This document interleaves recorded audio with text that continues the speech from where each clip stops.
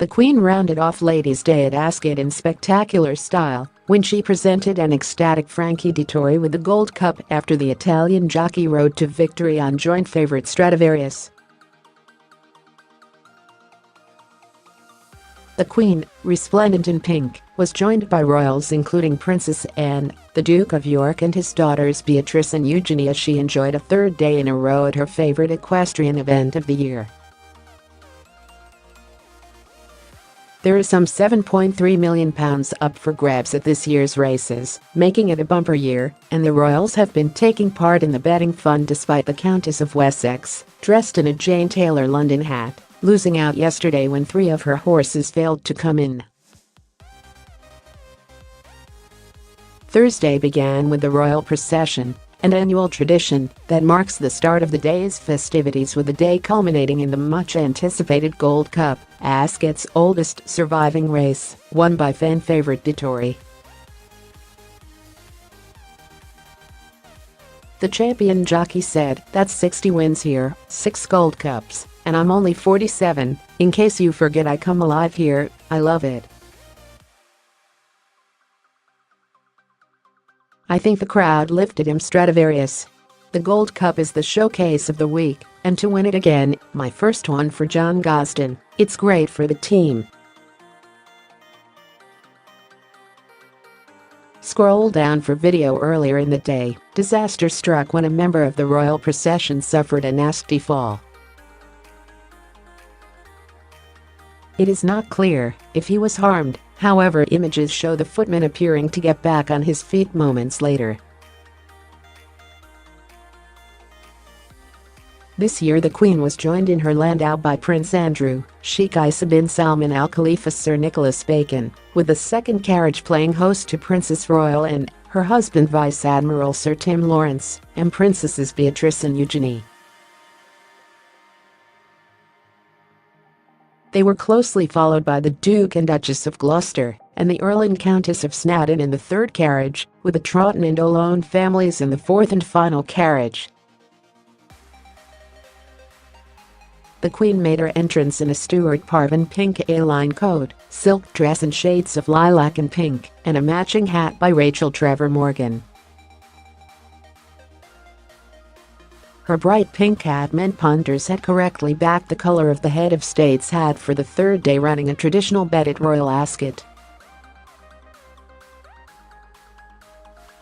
Eugenie, who will tie the knot at Windsor Castle in October, wore a blue and yellow ermine number featuring a pie crust collar, while her older sister opted for a monochrome ensemble from Jonathan Simcoe. Both of Prince Andrew's daughters wore millinery from Edinburgh-based milliner Sally Ann Provan, with Beatrice in a herringbone hat with satin roses, and Eugenie in a straw boater festooned with origami flowers.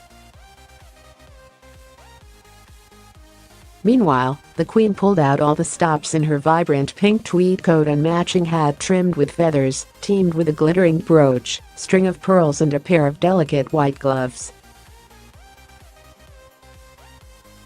The term Ladies' Day was coined in 1823, when an anonymous poet described the Thursday of the annual meeting as Ladies' Day, when the women, like angels, look sweetly divine. While there is no official prize on offer for Best Dressed Lady as there is at other race meetings, ticket holders were still eager to put their best foot forward. Up to 300,000 people are due to descend on the event over the course of 5 days, and naturally the stylish day out is a magnet for celebrities and is predicted to be a star-studded occasion. With a clue in the name, Royal Ascot is hugely popular with the monarchy, and Her Majesty has attended every year since ascending the throne. On Tuesday, she introduced the newest member of the family, the Duchess of Sussex, to the event for the first time, and yesterday attended with Prince Charles, Camilla and the Earl and Countess of Wessex. However, Zara Tindall will be a notable absentee from proceedings this year, after giving birth to her second child, a baby girl, on Monday, while the Duchess of Cambridge is also expected to bow out, as she focuses on spending time with newborn Prince Louis. Racegoers galloped past the winning post in the fashion stakes this morning as Ladies' Day got underway with a sea of weird and wonderful hats. Nothing was too outlandish for some of the female guests, who wore everything from jungle scenes to bottles of champagne, and even a lobster on their heads. The famous meet, attended by the Queen every year, attracts the best jockeys and trainers in racing and fans of the sport from all walks of life who enjoy the fashion.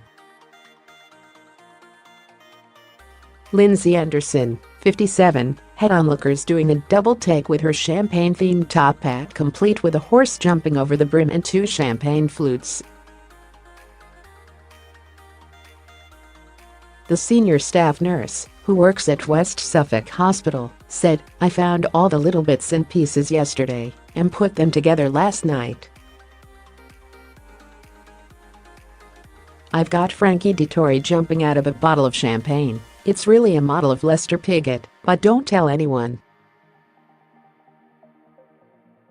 The string of pearls coming out of the top are bubbles. It's just a bit of fun. Husband and wife Rebecca Johnson, 64, and Brian Mann, 69, from Wokingham, Berkshire, arrived in outfits decorated with rainbows. While Miss Johnson had a multicolored hat and dress, her partner sported a waistcoat of many colors. She said, "We spend a lot of time in Florida, and during the spring we had a lot of rainbows from the tropical rain, so we thought we'd bring a bit of color to Ascot." Inga Kavalarova had made a hat with a lobster crawling out of a pot surrounded by strings of pearls. She said, "The hat was inspired by my move to Scotland. I'm moving from England to Troon, which is by the sea, so my partner suggested I make a lobster-themed hat."